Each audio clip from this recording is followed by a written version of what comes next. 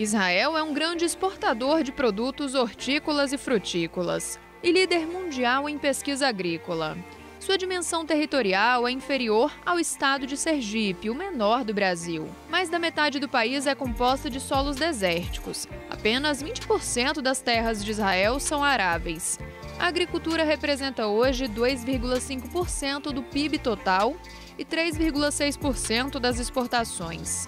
Trabalhadores agrícolas israelenses representam apenas 3,7% da força de trabalho interna e produzem 95% dos produtos consumidos em Israel. Os 5% restantes são complementados com importações de cereais, oleaginosas, carne, café, cacau e açúcar. A agricultura em Israel é muito diferente da brasileira e ainda pouco conhecida por aqui. Israel possui dois tipos exclusivos de comunidades agrícolas, o kibbutz e o moshav. Desde a independência de Israel, a área total cultivada aumentou de 165 mil hectares para 435 mil hectares. O número de comunidades agrícolas aumentou de 400 para 725. A produção agrícola se expandiu 16 vezes, 3 vezes mais do que o crescimento da população. Além de uma grande produção de hortaliças, mais de 40 tipos de frutas são cultivadas em Israel. Israel é o segundo maior produtor de nêsperas do mundo. As vacas produzem as maiores quantidades de leite por animal no mundo. A produção de aves constitui 2/3 do consumo de carne. Israel produz grandes quantidades de flores para exportação.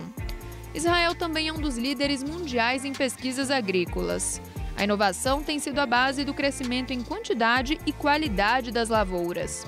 Para se falar sobre a agricultura em Israel, a vida no mundo rural e seus desenvolvimentos tecnológicos, o pesquisador Evaristo de Miranda conversa com Ari Fischer. Ele é agrônomo e adido agrícola da Embaixada de Israel no Brasil. Olá, bem-vindos ao Brasil Verde, um programa dedicado à sustentabilidade da agropecuária. E hoje nós vamos conversar sobre a agricultura de Israel. As soluções tecnológicas dos israelenses estão presentes no nosso cotidiano, no pendrive, no telefone celular, quando a gente usa o Waze. Tem muita tecnologia de Israel, mas não só no mundo urbano. Também no mundo rural brasileiro, Israel tem contribuído bastante, sobretudo na área de irrigação. Mas nós vamos conversar hoje com o Ari Fischer. Ele é um especialista da agricultura e, sobretudo, o adido agrícola de Israel no Brasil. Bem-vindo ao Brasil Verde, Ari. Muito obrigado, é uma honra estar no programa Brasil Verde. Eu que agradeço a sua presença aqui. Você é o adido agrícola na Embaixada de Israel em Brasília, não é? E, claro, pode falar para a gente sobre a agricultura de Israel. Mas antes de a gente entrar já no mérito da agricultura, Ari, como é que você fala tão bem português? Conta para nós um pouco a sua história. Dá para contar um pouquinho? Você é agrônomo, não é? Sim, eu sou engenheiro agrônomo, eu nasci no Brasil, eu moro há 30 anos em Israel, moro numa comunidade que a gente chama kibbutz, que é uma comunidade agrícola familiar, e a gente produz aqui muita coisa e também a gente tem 3 indústrias. Na agricultura a gente produz milho, cebola, tomate, alho, temos pera, temos mexerica, uma variedade que tem só aqui em Israel chamada Or, e nós temos também 3 indústrias. Essas indústrias são uma que vocês devem conhecer, que é a válvulas hidráulicas Dorot, a outra válvula ventosa Ari, e nós temos uma outra fábrica que desenvolveu uma pílula para fazer endoscopia e colonoscopia. Essa pílula é impressionante, né? Com Israel a gente sai logo para muitos assuntos, né? Mas é uma pílula que é uma câmera, que engole e vai vendo todo o trajeto. É muito Exatamente. Vamos ficar na agricultura, não é? Que diversidade! Exatamente. Uma diversidade de culturas vocês têm aí no seu kibbutz muito grande, né? Impressionante. Milho, passa por frutas, tudo isso, né? Agora, como é que você ficou adido em Israel, da embaixada na área agrícola? Bom, eu sou, na verdade, adido de agricultura e água para a América Latina, não só do Brasil. A minha A minha base é no Brasil, mas na verdade eu sou para toda a América Latina e eles queriam alguém que fosse agrônomo, soubesse português e soubesse espanhol. E demorou mais ou menos 5 meses, todas as provas até eles me selecionarem. E quando eu fui selecionado, eles perguntaram uma semana antes quanto tempo você precisa para viajar. Eu falei, pode ser na semana que vem. Eles até se assustaram com a resposta, mas isso é uma coisa que a gente às vezes tem que estar pronto, né? Olha só, que interessante. E o seu trabalho no Brasil, para quem está nos assistindo assim, qual que é o seu trabalho? O que que você, com quem é seu cliente? Quem que você procura? O- O que que você tem trazido para o Ok. Brasil? Então, a Embaixada do Brasil e as outras embaixadas não são empresas que vendem. A gente quer apenas difundir as tecnologias. O mundo está crescendo, vai ter em 30 anos mais 1,5 bi a população do mundo, e Israel está muito preocupado em como produzir mais com menos. Então, dos trabalhos que eu estou desenvolvendo é trazer tecnologias de agricultura de precisão que respondem exatamente essa questão de como produzir mais com menos. E você tem encontrado parceiros na agricultura brasileira para a agricultura de precisão? Sim, claro, por exemplo, eu vou te dar um exemplo, um simples exemplo. No Brasil existem muitos center pivots, né? O pivô central. Esse pivô central pode custar, às vezes, se ele tiver 120 hectares, uma volta de um pivô pode custar R$ 5.000. Israel está trazendo um sensor que você pode colocar na terra, que ele mede a umidade a 30, 60 e 90 centímetros. Em tempo real, no próprio telefone, você recebe o que está acontecendo e você pode decidir se faz o pivô andar mais rápido ou mais devagar. E, e a gente tem outros exemplos, por exemplo, que são produtos que ajudam a diminuir o estresse hídrico. Por exemplo, na uva, a gente colocou um produto que ele consegue saber, antes da planta entrar em estresse hídrico, a gente coloca, por exemplo, já dá irrigação, e ele está ligado ao computador. Como ele funciona? Ele está ligado no tronco, na raiz e no fruto. E aí ele aciona a irrigação.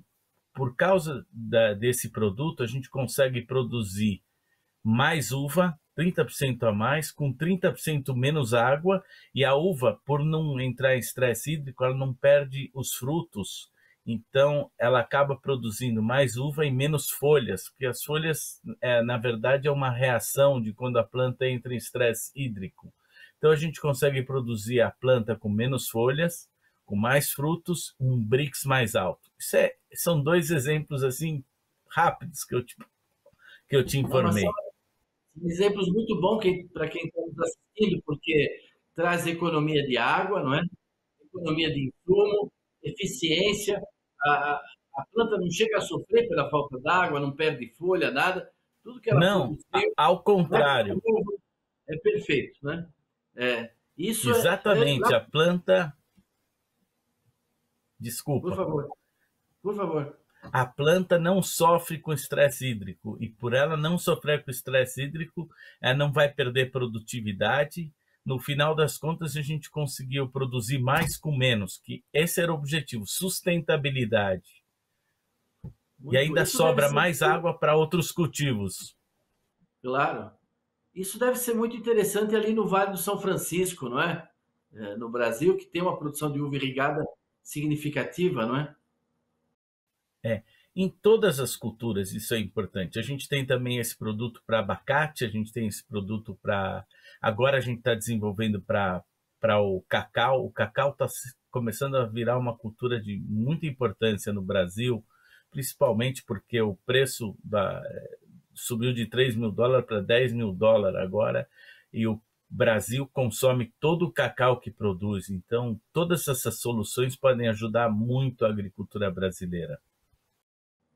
Não tenho dúvida disso. Você falou ali que as informações, eu conheço algumas tecnologias de Israel, você recebe ali no celular, onde você estiver, né? Ou numa central da fazenda, você pode estar decidindo, mas você já tem também sistemas de inteligência artificial, né? Quem recebe essas e muitas informações é um sistema de inteligência artificial e que aí, por incrível que pareça, toma decisões melhores do que o técnico talvez sozinho tomaria, não é isso? Eu fui visitar uma produção de cannabis medicinal. Eu sei que no Brasil isso é um tema meio delicado, mas no em Israel é um tema que é aprovado, né?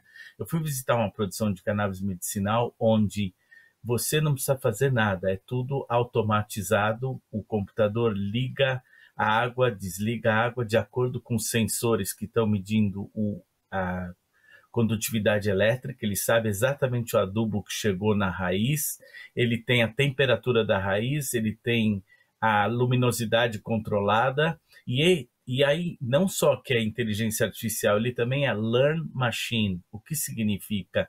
Que ele vai criando protocolos, aprendendo que lado da estufa produz melhor, com menos luz, com mais luz, e vai criando protocolo e vai criando o protocolo para o próximo ano produzir melhor. Então, eles estão muito adiantados, é impressionante. Eu fiquei impressionado quando eu vi as cortinas abrindo e tudo aciona sozinho, de acordo com a temperatura, de acordo com a luminosidade, ele pode ligar a irrigação, desligar a irrigação, dar menos água, mais água. É outro mundo, não dá para acreditar que existe isso. Para quem está nos assistindo, na medicina brasileira, existem muitos tratamentos que são bem efetivos com o uso de um produto chamado canabinol, que é tirado da cannabis, que é a planta da maconha, mas é uma Sim, outra variedade. Não é a sim, parte alucinógena, é um comportamento não, medicinal. E no Brasil, isso está a ponto de se liberar também para se poder cultivar. Existem até projetos já de holandeses de intenção de produzir isso no Brasil.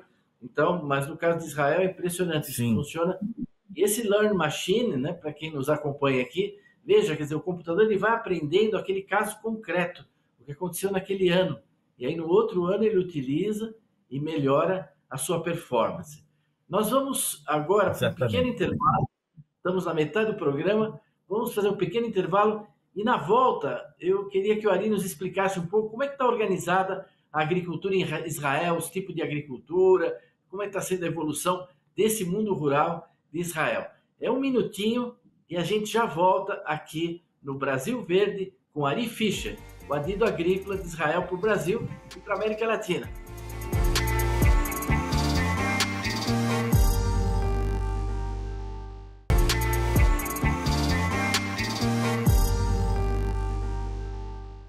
Olá, estamos de volta aqui no Brasil Verde conversando com Ari Fischer, que é o adido de Agricultura e de Recursos Hídricos da Embaixada de Israel no Brasil e para a América Latina. Na primeira parte do programa, ele evocou alguns exemplos, né, dessas tecnologias muito modernas que integram, né, a informática, a inteligência artificial, learn machine, na produção de diversos produtos de interesse agrícola.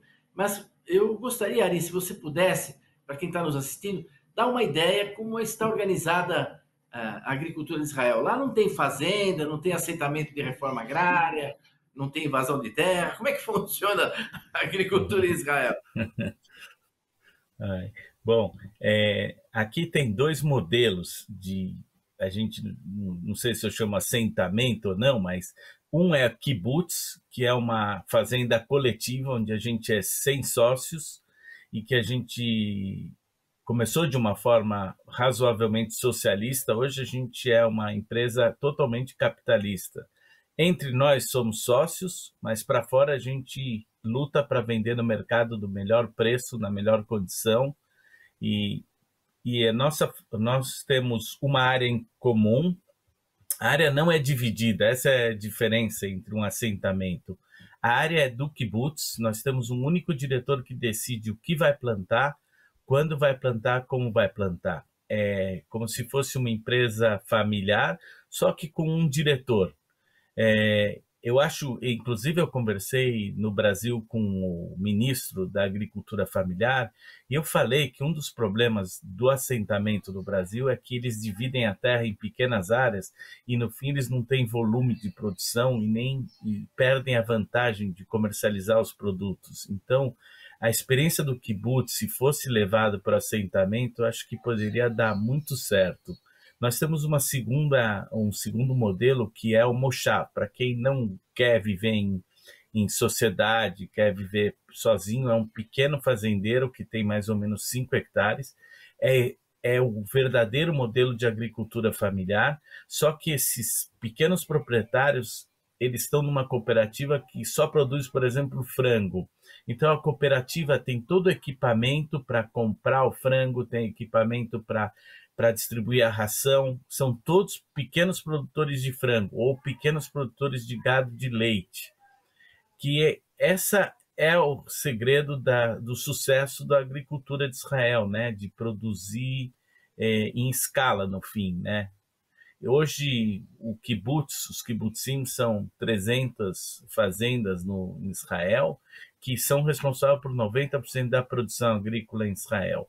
Como vocês falaram no começo, nós temos 60% de deserto e 40% de semiárido. O pior aí de vocês é o nosso melhor, né? Que é o semiárido. E mesmo assim a gente exporta melão, a gente exporta manga, a gente exporta uva, a gente consegue exportar muita fruta para fora e eu acho que a gente pode fazer umas parcerias muito interessantes com o Brasil. Agora, a marca sempre me impressiona em Israel. A marca, seja kibbutz, seja o que seja, a produção é a inovação tecnológica, né? É uma agricultura altamente tecnificada. Em Israel, sustentabilidade Sim. é sinônimo de rentabilidade e é sinônimo de inovação, de tecnologia. Rentabilidade, sustentabilidade e inovação andam juntas, não é verdade? Sim. Veja, doutor Evaristo, uma das coisas que é importante, Israel, quando começou, tinha água para 600 mil habitantes só.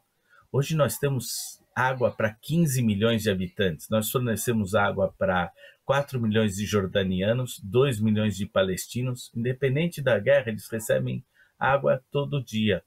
E Israel fornece essa água. E Israel conseguiu resolver o problema da água porque a gente tem 3 fontes de água. O Mar da Galileia, água de poços artesianos e a gente tem água da dessalinização. Graças à dessalinização, hoje Israel tem 5 plantas e vai montar mais 2 para resolver o problema para os próximos 50 anos. Graças à dessalinização, Israel consegue fornecer água para os nossos vizinhos jordanianos. Essa é a verdadeira paz. Essa é a verdadeira paz. E, como você muito bem disse, né? E essa tecnologia, Israel também não há desperdício, né? É um esforço enorme de reuso, né? O esgoto urbano. Sim. Se você produz leite de vaca, bom, você tem uma série de dejetos sólidos, líquidos, tudo isso é tratado e com tecnologia muito evoluída, Sim. não é? Sim, 92% do esgoto é tratado, da água residual é tratada e reusado para a agricultura. Por exemplo, na área que eu vivo, nós temos umas fazendas de gado de leite. Todos os dejetos do gado de leite vão para um biodigestor enorme que produz gás e desse gás nós produzimos energia. Depois do gás, eles vão para tanques de tratamento biológico. Depois eles vão passar por um processo de 3 filtragens. O primeiro, um filtro mais grosso, depois um filtro que a gente chama filtro de discos, e o último filtro é um filtro que filtra a bactéria, E. coli. Por exemplo, a gente só não pode tomar essa água porque ela é rica em nitrogênio e fosfopotássio, então é uma água salgada, mas para a agricultura ela é excepcional. Nós utilizamos essa água aqui na minha região, a gente paga menos por essa água, e a água é um custo, não é a energia de distribuição, é a água, a própria água. Isso é fantástico. As pessoas estão nos assistindo, mas o que o Ari mencionou, filtro de disco, etc., tudo isso são tecnologias de Israel, são coisas que foram desenvolvidas lá e mostra uma integração do setor industrial, não é? Porque tudo isso trabalha junto, né? O setor industrial, a pesquisa, a inovação, o mercado, enfim, tudo isso anda junto. E essa água aí é um verdadeiro adubo, né? A água já vem adubada, né? É a melhor água que tem. Não tem, a gente é tão boa a água, é tão rica de nutrientes que no começo a gente tem que misturar, quando a planta ainda é pequena, a gente tem que diluir ela uma parte de água dessalinizada para diminuir a concentração de adubo. E, e vocês conseguiram também, em Israel, parar, né, os processos de degradação das terras, não é? É uma agricultura intensiva, mas que não está destruindo os seus recursos naturais, né? Que mantém a produtividade dos solos, qualidade da água, não é verdade? Sim, nós seguimos algumas técnicas como o plantio direto que veio do Brasil. A gente também faz isso aqui em Israel. A gente tem que ter orgulho, né, que uma tecnologia brasileira está sendo usada aqui em Israel, mas a melhor tecnologia... Primeiro, Israel tem hoje mais árvores do que há 100 anos atrás. Eu acho que é o único país do mundo. Nós plantamos muitas árvores, nós recuperamos desertos, nós recuperamos solos degradados, desculpa o meu português, eu estou 30 anos aqui, e fora isso, Israel tem a tecnologia de gotejamento, que pode ser enterrado também. Hoje o gotejamento é uma técnica que gasta menos água, menos energia e tem a vantagem da fertirrigação. Por exemplo, a gente está usando o gotejamento enterrado para café, para cana-de-açúcar, para milho hoje no Brasil, e a produção de gotejamento enterrado, para vocês terem uma ideia, em Ribeirão Preto, na empresa da Netafim, o que eles produzem de cinta, de irrigação, dá para dar 10 voltas no mundo. É impressionante como essa tecnologia, e ainda ela não é nada perto da porcentagem de irrigação que tem no mundo, né? Quer dizer, por enquanto tem inundação, que é a maior, depois você tem aspersão, tem microaspersão, e depois tem o gotejamento, né? Mas o gotejamento é de longe quem mais economiza água, né? É uma efetividade no A uso água desse recurso extraordinária. Para quem conhece aqui no Brasil, tiver ocasião de visitar, por exemplo, no Triângulo Mineiro, a cafeicultura utiliza muito essa tecnologia de Israel, e você vê, são sim. relativamente pequenos reservatórios de água, não é? Que só são acionados quando realmente é necessário, não é? É uma grande economia de água e um resultado na produtividade extraordinário. É impressionante também quando você vê um projeto de um pivô central, você vê que quando você tem 4 pivôs juntos, você perde 30% da área. Então, a primeira vantagem do gotejamento, você não perde área, é 100% da área aproveitada. Hoje eles estão usando nessas áreas perdidas do pivô gotejamento. Então, está sendo um casamento muito bom entre o gotejamento e o pivô. A segunda vantagem, quando a irrigação é enterrada, eu estou dando adubo diretamente para a raiz da planta. A terceira vantagem, eu não vou ter perda de água, porque eu estou jogando na parte superior, estou jogando dentro da terra, então eu não tenho perda de evaporação. A quarta vantagem é que eu também não jogo água nas folhas, então eu vou ter menos problemas de doenças fúngicas.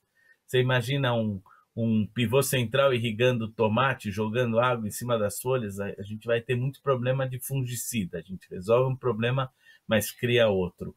E, por último, realmente, se você comparar a bomba que irriga, a gente precisa de pouca pressão para irrigar com gotejamento. É 2 bares de pressão contra um pivô que é 5 bar. E hoje a energia é um ponto que está sendo muito importante para a viabilidade de produzir ou não, né?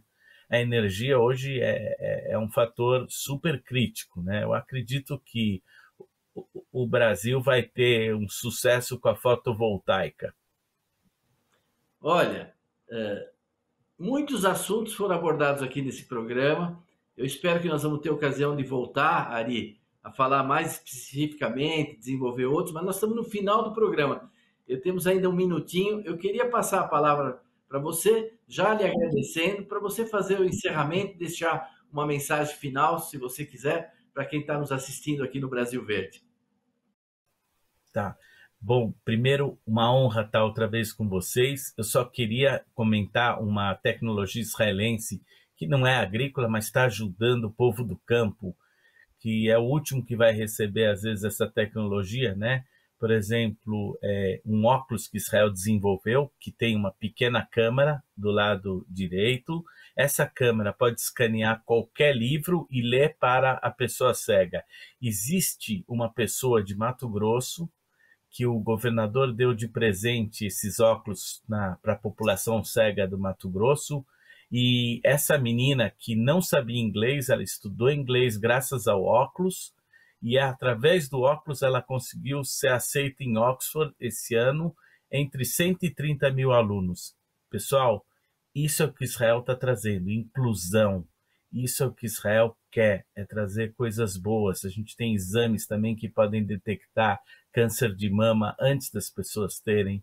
Toda essa tecnologia está à disposição. A gente espera que Israel possa trazer as coisas boas para o Brasil. Contamos com vocês. Kol hakavod. Muito obrigado, agradeço a sua presença, agradeço a audiência de todos e os convido a estarem de novo conosco aqui a semana que vem para mais um Brasil Verde. Até lá!